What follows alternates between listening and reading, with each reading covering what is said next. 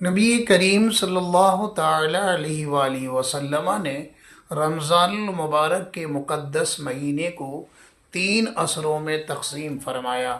پہلا عصرہ رحمت کا، دوسرا عصرہ مغفرت کا، تیسرا عصرہ عتق من النیران کا، یعنی جہنم سے آزادی کا۔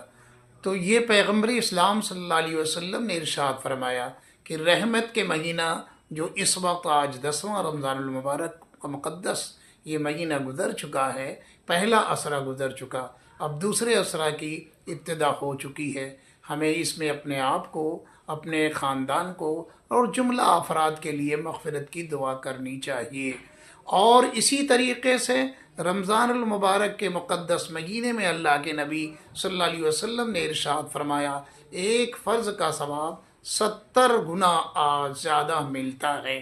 اگر عام دنوں میں آپ 1 رکعت نماز پڑھتے ہیں تو 10 رکعت 1 رکعت نماز پڑھنے کا ثواب ملتا ہے، لیکن رمضان المبارک مہینے کے مقدس مہینے میں اگر آپ نماز پڑھتے ہیں تو آپ کو 70 نماز پڑھنے کا ثواب ملتا ہے، یعنی 70 گنا ثواب میں اضافہ ہو جاتا ہے۔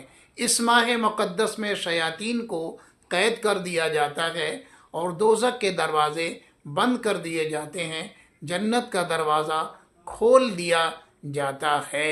اس ماہ مقدس میں انتقال کرنے والا بغیر حساب و کتاب کے جنت میں داخل کر دیا جاتا ہے۔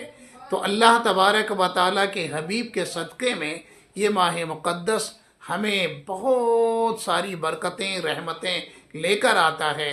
ہمیں اس کا استقبال کرنا چاہیے اور بلا عذر شرعی روزہ چھوڑ دینے سے تاعمر اگر آپ روزہ رکھیں گے تب بھی رمضان کے اس ایک روزے کا ثواب پورا نہیں ہو سکتا۔